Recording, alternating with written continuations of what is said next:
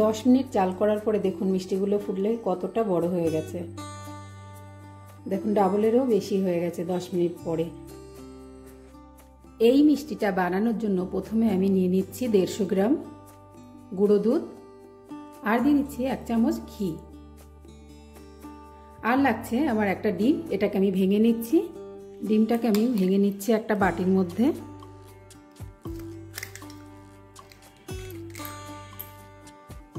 এবার এই ডিমটাকে একটু ফেটিয়ে নিচ্ছি।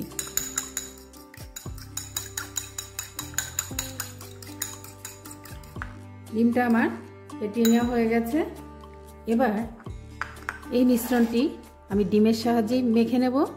প্রথমে একটু এইভাবে ঘিটাকে ভালো করে মিশিয়ে নিচ্ছি। এবার এখান থেকে আমি পুরো ডিমের মিশ্রণটি দেব না, একটু একটু দিয়ে মেখে নেব। একবারে সবটা দিতে যাবেন না।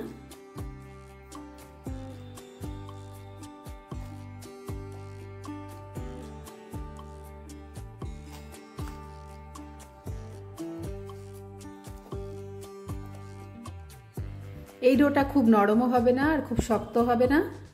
আর আমার একটা ডিমের থেকে এতটা বেঁচে গেছে। এবার আমি এটাকে ঢেকে দিচ্ছি 5 মিনিট। 5 মিনিট হয়ে গেছে।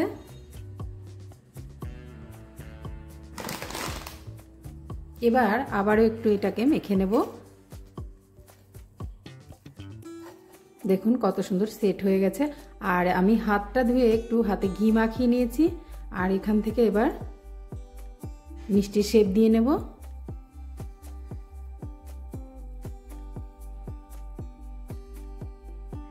এইভাবে আমি মিষ্টির শেপগুলো দিয়ে নিচ্ছি।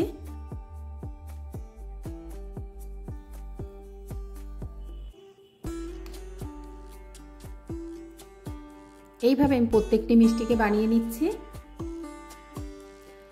সবকটি মিষ্টি আমার বানিয়ে নেওয়া হয়ে গেছে। গ্যাস ওভেনে আমি কড়াই বসিয়ে দিয়েছি। এবার দিয়ে দিচ্ছি দুধ। দুধটা একটু হালকা গরম হলে 2টো এলাচ দিয়ে দিলাম। চিনি দিয়ে দিচ্ছি 1/3 কাপের মতো। দুধটা এইভাবে ফুটে আসলে তারপরে আমি দিয়ে দেবো মিষ্টিগুলোকে। এবার আমি মিষ্টিগুলোকে দিয়ে দিচ্ছি।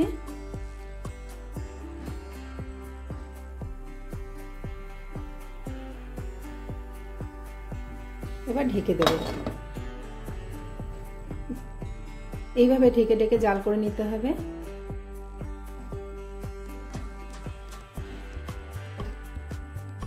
গ্যাসের ফ্লেমটা আমি লো টু মিডিয়ামে রেখেছি। আর এটা উঠলে উঠলে এইভাবে একটু হাওয়া বের করে দিতে হবে। 5 মিনিট পর আমি মিষ্টিগুলোকে একটু উল্টে দিচ্ছি।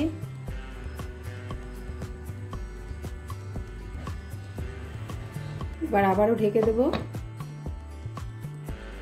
10 মিনিট জাল করার পরে দেখুন মিষ্টিগুলো ফুটলে কতটা বড় হয়ে গেছে। দেখুন ডাবলেরও বেশি হয়ে গেছে 10 মিনিট পরে। এবার মিষ্টিটাকে আমি নামিয়ে নিচ্ছি। গ্যাসটা বন্ধ করে দিলাম।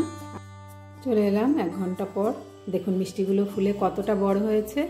এবার মিষ্টিগুলোকে আমি তুলে নেব।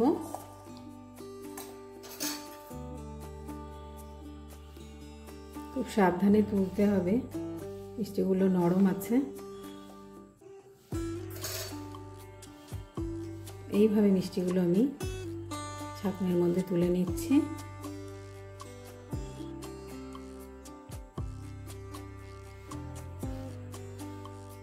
এবার আমি কিছুটা গুঁড়ো দুধের মধ্যে ঘি দিয়ে মাওয়া বানিয়ে নিয়েছি। আর এবার এতে আমি এটা কোট করে নিচ্ছি। নিয়ে নেব আর একটি প্লেট। আর এই প্লেটের মধ্যে আমি মিষ্টিগুলোকে নিয়ে নিচ্ছি। এইভাবে আমি প্রত্যেকটি মিষ্টিকে বানিয়ে নিচ্ছি। প্রত্যেকটি মিষ্টিকে আমি বানিয়ে নিয়েছি। আর এই মিষ্টিটা খেতে খুব ভালো হয়। আপনারা চাইলে এইভাবে ঘরে থাকা উপকরণে তৈরি করে নিতে পারেন গুঁড়ো দুধের চমচম মিষ্টি। আর এই মিষ্টিটা খুবই সফট হয়।